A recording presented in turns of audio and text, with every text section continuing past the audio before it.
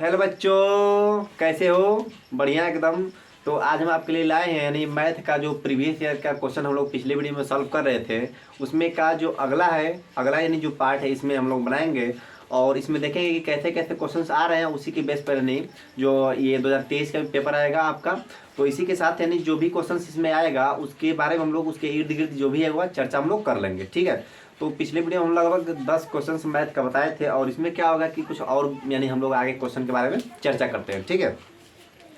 तो देखिए यानी कि इसमें आपको दिख रहा होगा कि क्वेश्चन नंबर 3 का अब हम लोग हल करेंगे बिंदु P -4, देखिए कह रहा है कि जो बिंदु P है, ये बिंदु P दिया है आपका -4, कि बिंदु A और B को मिलाने वाले कि बिंदु A और B, इसका बिंदु क्या दिया है तो -6 और 10, यहाँ पर दिया है आपका B का दिया है 3, -8। तो कह रहा है ना कि जो बिंदु P है इनको किस अनुपात में विभाजित करेगा, यानी कि किस अनुपात में बांटेगा। ठीक है। तो इसी को हम लोग हल करेंगे। यानी हमको पता नहीं है कि ये अंत विभाजन है या वाय विभाजन, यानी कि आप समझ लीजिए यहाँ से आपका यानी आ गया विभाजन से विभाजन। ये कौन सा चैप्टर आपका हो गया, ये कौन सा अध्याय हो गया तो निर्देशांक ज्यामिति। उसमें क्या बताया है कि विभाजन सूत्र यानी कि 2 ही होते हैं, एक होता है अंत, एक होता है अंत। तब तक आप इसको सॉल्व कीजिए, अगर आपको आ रहा है तो आप सॉल्व कीजिए। और एक होता है वाय, एक होता है अंत, एक होता है वाय। अंत के लिए क्या करते हैं तो x बराबर करते हैं m1 x2 plus m2 x1 बटे में m1 प्लस m2। ये आपका सूत्र हो जाता है कि x बराबर m1 x2 plus m2 x1 बटे में m1 प्लस m2। अगर यही बात करते हैं हम लोग y के लिए, तो y के लिए भी यही होगा, जहाँ जहाँ आप x किए हैं बस वहाँ पर क्या कर देंगे y कर देंगे। ये आपका अंतर विभाजन का सूत्र हो गया। और उसके बाद जब y विभाजन का होता है तो x बराबर क्या हो जाता है तो m1 x2 minus m2 x1 बटे में m2 यानी m1 minus m2, m1 minus m2। ठीक है। यानी कि ये आपका हो गया y विभाजन। जहाँ पर आप x लिखे हैं वहीं पर अगर y कर देते हैं तो y वाला बिंदु आ जाएगा। ठीक है। तो इसी पर हम लोग हल करेंगे। तो अगर आपको पता नहीं है कि ये अंत विभाजन होगा या y विभाजन, तब हम लोग क्या करेंगे कि इसको हम लोग अंतः विभाजन यानी मानकर हम लोग सॉल्व कर देते हैं। ठीक है। चलिए तो हम लोग आगे हल करते हैं। कह रहा है ना कि किस अनुपात में, देखिए तो x वाला कोई भी मान ले लीजिए। x देखिए इसको बोलते हैं x1 y1, ये है x y, ये है x2 y2, इसको हम लोग मान लेते हैं m1 और इसको हम लोग मान लेते हैं m2। ठीक है ना। तो देखिए x बराबर क्या हम लोग लिखेंगे, यानी x बराबर तो -4 बराबर m1 और x2 कितना है 3 है, प्लस अब देखिए m2 लिखना है और x1 क्या है -6 बटे में m1 प्लस m2 यानी m1 प्लस m2। ठीक है। इसको आप हल करेंगे तो -4m1 -4m2 बराबर यहाँ से आ जाएगा 3m1 और -6m2। ठीक है। अब देखिए हम लोग m1 और m2 को यानी कि अलग अलग करते हैं। m1 को हम लोग इधर लाते हैं तो क्या आ जाएगा, यानी कि -7m1 बराबर, अगर हम लोग इसको उधर भेजते हैं तो -2m2 हो गया। और यहाँ से आप कटा देंगे और m1 देखिए, और इसको हम लोग यहाँ पर करते हैं तो कह रहा है ना कि ये 7m1 है बराबर 2m2, तो आप m1 के बटे में इसको 2 को ला दीजिए, यानी कि m2 को, और यहाँ पर 2 पहले से उपस्थित है बटे में 7, यानी कि यही आपका अनुपात आया है। यानी कि m1 बटे में m2 का मान क्या हो जाएगा तो 2:7। आपको क्लियर दिख रहा है, दिख रहा है ना। ठीक है। यानी कि यहाँ तक आपको दिखाई दे रहा है ना। ठीक। यानी कि आपको ऐसे ही क्वेश्चंस हल करने हैं और इसमें ज़रा भी आपको दिक्कत नहीं होगा। ठीक है। अगर आपने पढ़ा होगा, थोड़ा भी बहुत पढ़ा होगा, तो ये आप क्वेश्चंस अपने बोर्ड का हल कर सकते हैं आराम से। ठीक है। तो अच्छा, ये एक बात और है कि अगर आपका इसमें निगेटिव में आ रहा है ना, अगर आपका निगेटिव में आएगा तब क्या कहेंगे कि वाय विभाजन है। अगर प्लस में आ गया तो क्या कहेंगे, अंतर्विभाजन। ठीक है, और हालांकि यही देगा कि आपका अंतर्विभाजन के लिए देगा। ठीक है, तो उसके लिए आप हल करते रहिएगा।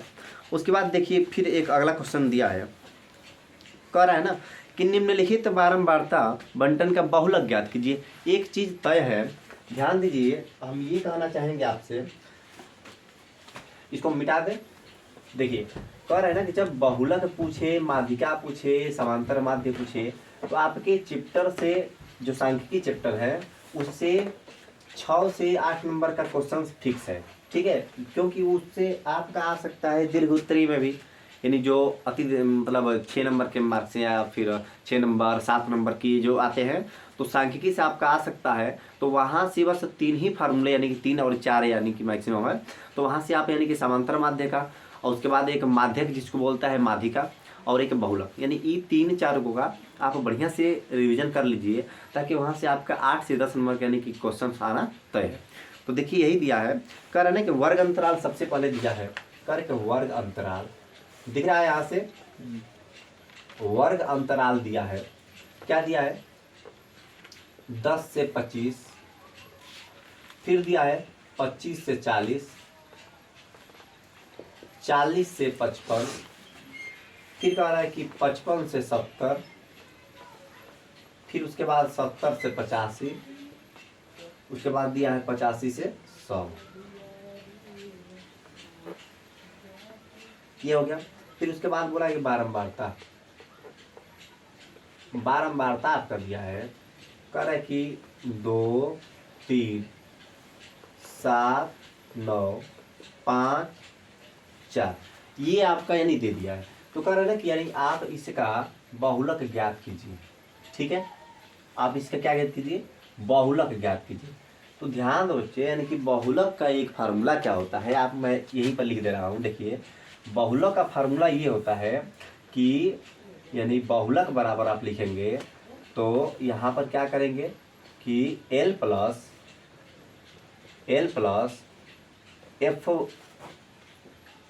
F1 माइनस F0 बटे में 2F1 minus F0 minus F2, सही है। ठीक है, यानी कि F1 माइनस F0 बटे में 2F1 minus F0 minus F2, और गुणे यहाँ पर क्या करते हैं हम लोग, यच। यहाँ तक आपको दिखाई दे रहा है। ठीक है, अब ये आप बहुलक के लिए फार्मूला क्या कर देंगे, यानी कि बहुलक के लिए, ठीक है, ये देखिए बहु नहीं लिखा है, यानी कि बहु और पतो सास वाला नहीं है सब, ये क्या है आपका बहुलक है। तो कह रहे कि बहुलक यानी कि L plus F1 minus F0 बटे में 2F1 minus F0 minus F2 और गुणे एच। एक बात और समझिए कि अगर आपको नहीं पता है तो अभी जस्ट लिख लीजिए और इसको आप रट डालिएगा, क्योंकि एग्जाम में कई बार ही आया है और आपको इस पर यानी कई क्वेश्चंस कर लेना है, ताकि एग्जाम में जाए धड़ाले से करके चले आए। यानी कि आप अगर अच्छे से बस यानी कि 20 दिन मेहनत कर देंगे तो आपका यानी 100 में 98 नंबर आपका कोई नहीं ले सकता। ठीक है ना, अब ये 2 नंबर अपने मन से छोड़ देना दया करके, ठीक है। अब देखिए करे कि बहुलक का मतलब होता है, एक बात और समझिए कि जो कई बार हमको दिखे। अच्छा एक बात और समझिए कि इसमें से सबसे ज़्यादा बार कौन है, 9 है, इसको आप मान लीजिए F1, ठीक है। अब इससे पहले वाले को हम लोग मानते हैं F0, इससे बाद वाले को मानते हैं F2, और इसी के जो सीध में आएगा इसको हम लोग मानते हैं L। हो गया, दिख रहा है आपको, L आपको दिख रहा है। उसके बाद फिर कह रहा है कि इसको L मानते हैं, और इन दोनों का जो अंतर होता है, इन दोनों का यानी कि जो वर्ग अंतराल होता है ना, यानी 70 और 55 के बीच का अंतर कितना है, 15। तो आप क्या कहेंगे यहाँ पर आप कहेंगे कि L बराबर आपको दे दिया 55, H बराबर दे दिया 70 माइनस 55, इसको हम लोग कह सकते हैं 15, और F1 बराबर आपका दे दिया 9, F0 बराबर दे दिया 7, और F2 बराबर दे दिया आपका 5। इतना हो गया। इसको आप इसमें रख दीजिए, इसमें हम लोग रखते हैं तो क्या होगा आपका, तो 55 प्लस, अब यहाँ से F1 कितना दिया है, F1 दिया है 9 माइनस F0 कितना दिया है 7 बटे में 2F1 कितना दिया है 2F1 यानी कि 9 दूना 18 माइनस F0 कितना दिया है 7 दिया है, माइनस F2 कितना दिया है 5 दिया, और H कितना दिया है 15। इसको आगे हल कीजिए 55, और यहाँ से देखिए 2 बचेगा, गुणे 15 है ऊपर, और यहाँ से 7 5 12, यानी कि 18 में से 12 गया 6, 2 से 3 कटा दीजिए, 3 5 कर दीजिए, और 55 यानी 60, 160 आया है। ठीक है, तो आप इस तरह से यानी कि किसी भी क्वेश्चन को आसानी से हल कर पाएंगे। कब? जब आपको उसका कंसेप्ट पता होगा, जब आपको उसका थ्योरी पता होगा, आपको उसका जब फार्मूला पता होगा, आप आराम से किसी को हल कर सकते हैं। आपको 1% का दिक्कत नहीं होने देंगे। बस आप इस तरह देखते रहिए, जुड़े रहिए।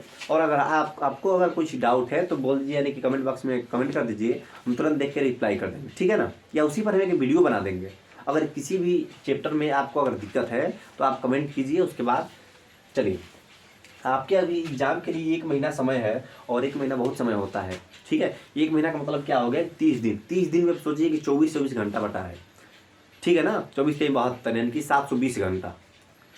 ठीक है, चलिए अब हम लोग अगले क्वेश्चन की तरफ चलते हैं। इसमें अगला क्वेश्चन क्या है देखिए। इसमें अगला क्वेश्चन से यही दिया है, देखिए। कह रहे कि द्विघात समीकरण 9x² - 6x + 1 = 0। ठीक है, देखिए कह रहा है कि द्विघात समीकरण इसमें दिया है, इसको मिटा दें।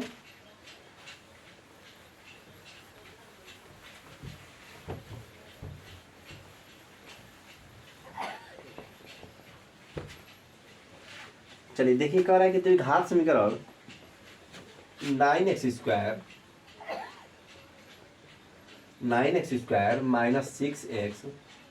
+ 1 = 0।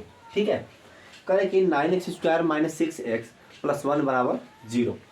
कह रहे कि क्या विविधकर ज्ञात कीजिए और फिर मूलों की प्रकृति ज्ञात कीजिए। विविधकर मतलब क्या बताया था अभी उस दिन? डिस्क्रिमिनेशन, यानी कि जिसको बोलते हैं d = b² - 4ac, कहते हैं ना। यानी कि विविधकर का फॉर्मूला क्या होता है? d = b² - 4ac। ये आपका विविधकर का फॉर्मूला हो गया। अच्छा देखिए, इसमें a क्या है? ये हो गया आपका a, ये आपका हो गया b, और ये आपका हो गया c। तो कह रहे हैं कि विविधकर याद कीजिए। चुपचाप, ये तो एकदम हलवा जैसे क्वेश्चन है। अब बताइए कि सब आएगा तो आप क्या करेंगे। अब देखिए यहाँ पर b का क्या रखेंगे, यानी कि -6² -4, a क्या दिया है? 9, और c क्या दिया है? 1, तो 36, d का मान आ गया 0। ठीक है, उसके बाद फिर कह रहा है कि मूलों की प्रकृति ज्ञात कीजिए। मूलों की प्रकृति क्या होगा? अभी हम बताए थे कि अगर d आपका बड़ा होगा 0 से तो मूल कैसे होंगे? तो वास्तविक होंगे और असमान होंगे। अगर d छोटा होगा 0 से तो मूल काल्पनिक होंगे और यानी कि असमान होंगे। अगर d 0 के बराबर हो गया तो मूल वास्तविक तो होंगे लेकिन बराबर होंगे, यानी कि जिसको समान बोलते हैं, ठीक है ना। तो कह रहा है कि d 0 के बराबर, इसका मतलब है कि वास्तविक और यानी एक समान, या कह सकते हैं आपके बराबर। ठीक है, इतना आप कह सकते हैं, यही ज्ञात करना था। ठीक है, उसके बाद एक क्वेश्चन और दिया है कि सिद्ध कीजिए कि 6 + √2 एक अपरिमेय संख्या है। ये बहुत आसान क्वेश्चन है। इसको आपको हम हिंट दे देते हैं, ठीक है ना। यानी आपको हम जब हिंट दे देते हैं तो उसको आप बढ़िया से हल कीजिएगा।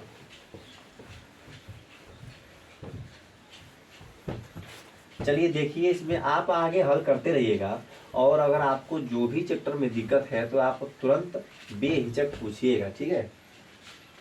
देखिए करेक्ट, सिद्ध कीजिए कि 6 + √2 एक क्या है? अपरिमेय संख्या है। अच्छा एक बात और समझ लीजिए, हालांकि हम लोग तो ठीक है, मान लीजिए जब भी हमें पढ़ाता रहता हूँ या फिर आप भी अगर कहीं पढ़े होंगे तो आप क्या समझते हैं कि √2 सिद्ध कीजिए कि क्या है? एक अपरिमेय संख्या है। ये पढ़े होंगे ना, आप वहाँ से इसको सिद्ध कर लिए हैं। देखिए हल करने का तरीका मैं बता रहा हूँ आपको, ठीक है। आप इसको करने की कोशिश कीजिएगा। इसको मान लीजिए HW यानी होमवर्क है, मैं यहीं पर पूरा सॉल्व कर देता हूँ, लेकिन आप भी एक बार अपने से कोशिश करिएगा। पर कि यहाँ पर आपको पहले से पता है कि √2 क्या है? आपका अपरिमेय संख्या है, सबको पता है। हालांकि हम लोग पीछे सॉल्व किए हैं, अगर इसको नहीं पता है तो हम सॉल्व कर भी देंगे, ठीक है। उसके बाद ये क्या है? आपका परिमेय संख्या, यानी एक परिमेय आ गया और एक क्या आ गया? अपरिमेय। तो अब सोचिए, अगर इसको हम लोग मानते हैं, ध्यान दीजिएगा मैं क्या कर रहा हूँ, अगर इसको हम लोग मानते हैं कि परिमेय है, ठीक है ना, इसको हम लोग मानते हैं कि परिमेय है, तो परिमेय में से अगर परिमेय को हम लोग घटाएंगे तो क्या आना चाहिए? परिमेय। जरा सोचिए, यहाँ से हल स्टार्ट करते हैं। देखिए हल सिंपल सा एकदम इसका हल है, एकदम चुटकियों में आ जाएगा। देखिए चूंकि √2 एक अपरिमेय है, अपरिमेय संख्या है, और 6 क्या है? परिमेय संख्या, परिमेय संख्या। इतना आपको बात पता है?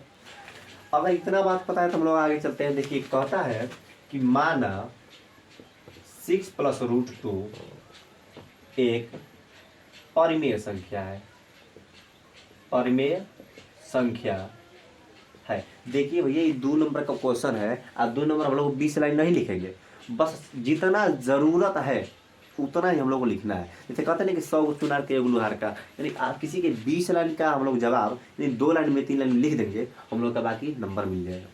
कह रहे कि √2 एक अपरिमेय संख्या है, 6 परिमेय संख्या है। तो कह रहे कि माना 6 + √2 एक परिमेय संख्या है। इसमें आपको दिया है क्या चीज़ करने के लिए? अपरिमेय संख्या। आपको दिखाई दे रहा है? दिखाई दे रहा है ना?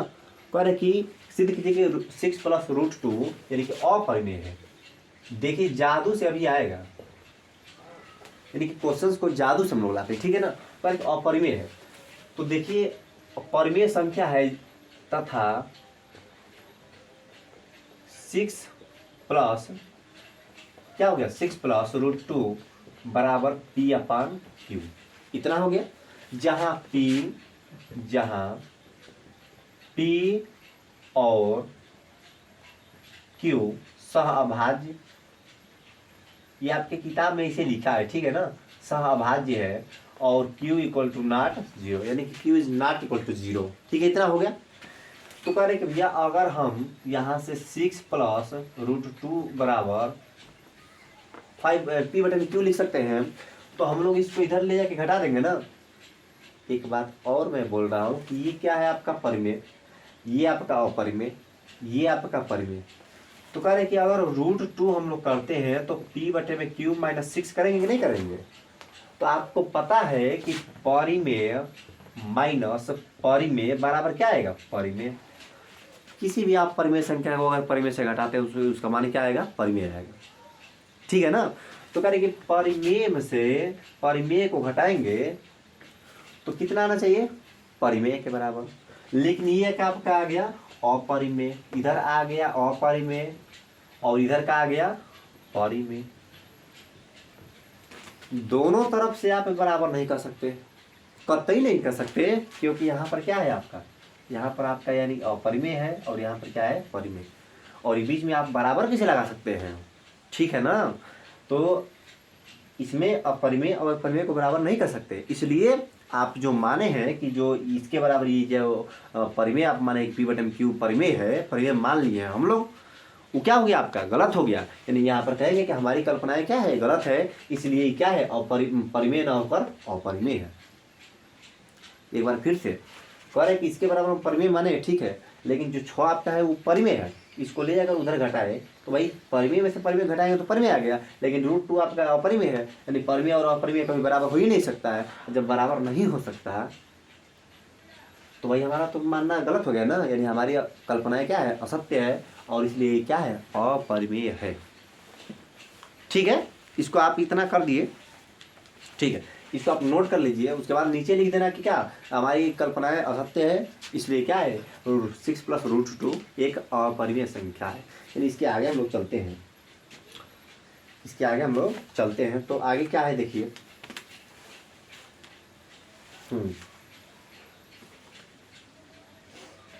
इसको मिटाते हैं। जो महत्वपूर्ण क्वेश्चन जो भी है ना, इसको हम लोग सॉल्व करने की कोशिश करते हैं, ठीक है। देखिए एक क्वेश्चन आया है, करें कि एक ठोस, ध्यान दीजिए, करें कि एक ठोस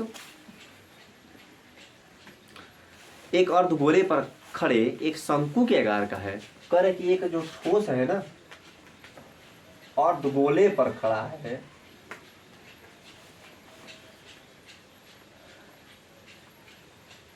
ठीक है, ये आपका अर्धगोला रहा। ठीक है, एकदम सुंदर से आप भी बनाना। फिर कह रहा है कि जिनकी त्रिज्याएं 3 सेमी। अब देखिए ये त्रिज्या को बोल दिए भैया 3 सेमी है आपका, ये त्रिज्या आपका कितना है 3 सेमी है। करे तथा शंकु की ऊंचाई 4 सेमी। अब देखो इसको बता दिया 4 सेमी, ये जो ऊंचाई है भाई, ऊंचाई जब भी कहेगा ना तिर्यक ऊंचाई नहीं है। पहले तो दिमाग हम लोग होश में करके रहेंगे कि जब भी कहेगा तो तिर्यक ऊंचाई तो कहेगा नहीं, तो कहेगा तो उसमें हम लोग यहाँ पर देखेंगे कब, जब तिर्यक आएगा तब। लेकिन यहाँ पर जब केवल ऊंचाई का है, इसका मतलब क्या है, यानी कि 4। अगर मान लीजिए कि भर्ती में आप जाते हैं, वहाँ पर आर्मी का या एयरफोर्स का, नेवी का, जो भी है, तो वहाँ पर अगर लंबाई में तो वैसे टेढ़िया के खड़ा होगा नहीं ना, ऐसे आप नहीं खड़े होंगे, यानी यहाँ पर एकदम लंबा, एकदम सीधा स्ट्रेट, कि वहाँ पर आपका यानी कि जो लंबाई है मैक्सिमम हो सके। ऐसा थोड़ा है किसी बकुड़िया के ऐसे या फिर झुक के खड़ा होगा, ठीक है, ऐसा थोड़े। तो कह रहा है ना कि ये 3 है, ये 4 है, इसका मतलब ये कितना होगा 5। अरे भैया यहाँ से समकोण से ज्ञात कर लेना, आप आराम से ज्ञात हो जाएगा। 3 4 5 इससे पारा जैसे याद कर लेना, 3 4 आएगा तो 5 कर देंगे, 6 और 8 आएगा तो 10 कर देंगे, 12 और 5 आएगा तो 13 कर देंगे, 15 और 8 आएगा तो 17 कर देंगे। ये सब आपको पता हो जाएगा, ठीक है ना, धीरे जैसे जैसे आप हल करते जाएंगे आपको पता हो जाएगा। अब देखिए पूछ रहा है कि इस ठोस का संपूर्ण पृष्ठीय क्षेत्रफल पाई के पदों में। ये भैया एकदम आसान है, कह रहा है ना कि संपूर्ण पृष्ठीय क्षेत्रफल, संपूर्ण पृष्ठीय क्षेत्रफल, संपूर्ण पृष्ठीय क्षेत्रफल का मतलब हो गया, संपूर्ण पृष्ठीय क्षेत्रफल का मतलब हो गया कि ये शंकु का वक्र पृष्ठ, यानी शंकु का वक्र पृष्ठ प्लस अर्धगोले का वक्र पृष्ठ। अब देखिए क्या कर रहा है, शंकु का वक्र पृष्ठ प्लस अर्धगोले का वक्र पृष्ठ हो गया। तो शंकु का वक्र पृष्ठ क्या होता है पाई आर एल प्लस अर्धगोले का होता है 2 पाई आर स्क्वायर। एक बात और ध्यान दीजिएगा, अगर पूरा कह देना कि पूरे गोले का वक्र पृष्ठ कितना होता है या संपूर्ण पृष्ठ, तो आप क्या कहेंगे 4 पाई आर स्क्वायर। अगर केवल और केवल अर्धगोले का कहें तो आप क्या कहेंगे 2 पाई आर स्क्वायर, ठीक है। देखिए तो कह रहा है ना कि इसमें से हम पाई कॉमन ले लेते हैं और यहाँ पर क्या बचता है आर, तो आर भी आप कॉमन ले लीजिए, कोई दिक्कत नहीं। तो यहाँ पर एल बचेगा, यहाँ पर 2r बचेगा, यही ना बचेगा। पाई यहाँ पर कहा कि पाई के पदों में ना पाई हो गया, आर का मान कितना दिया है 3, और यहाँ पर एल कितना दिया है वो 5, और यहाँ पर 2 गुणे 3, कह रहे कि 3 पाई अब गुणे, देखिए 5 प्लस 3 दूना के 6, 6 5 11, 11 3 33, 33 पाई आया है आपका भी, 33 पाई सेमी स्क्वायर, ठीक है। यानी आप इस तरह से हल करते जाएंगे। देखिए ये भी क्वेश्चन दिया है 2 नंबर का है, जो क्वेश्चन छोटे होंगे, ठीक है, अगर क्वेश्चन छोटे होंगे तो आपका जो जवाब है वो भी बहुत छोटा ही रहेगा। ऐसा थोड़ा है कि 1 नंबर के यानी बहुविकल्पीय दे दे और दे दे कि इसका विचलन विधि से आप क्या कीजिए तो इसका समांतर माध्य ज्ञात कीजिए, तो ऐसा तो होगा नहीं, ठीक है। चलिए आप इसको जल्दी से नोट कीजिए। और उसके बाद एक और क्वेश्चन इसमें दिया है, देखिए कह रहा है कि उस त्रिभुज के क्षेत्रफल ज्ञात कीजिए जिसके शीर्ष 0 0 2 0 और 0 3 है, ठीक है। इसको मिटाते हैं। देखिए फिर से एक बार आगे निर्देशांक ज्यामिति हम बोलते हैं, जो जो चैप्टर थे उस चैप्टर से आप कवर कर लीजिएगा। कह रहा है ना कि उस त्रिभुज के क्षेत्रफल ज्ञात कीजिए, कह रहा है कि पी क्यू आर, देखिए यहाँ पर P दिया है 0 0, Q दिया है 2 0, और यहाँ पर R दे दिया है 0 3, ठीक है। इसका आंसर तो आएगा 3, ठीक है, 3 आएगा, लेकिन कैसे आएगा हम लोग अभी बताते हैं, ठीक है ना। अच्छा इसको हम लोग मान लेते हैं x1 y1 x2 y2 x3 y3, इसमें किसी को दिक्कत नहीं है। अब देखिए त्रिभुज के क्षेत्रफल का सूत्र क्या होता है 1/2 ब्रैकेट में कहते हैं कि x1 y2 x1 0 y2 0, इसका मतलब यहाँ पर 0।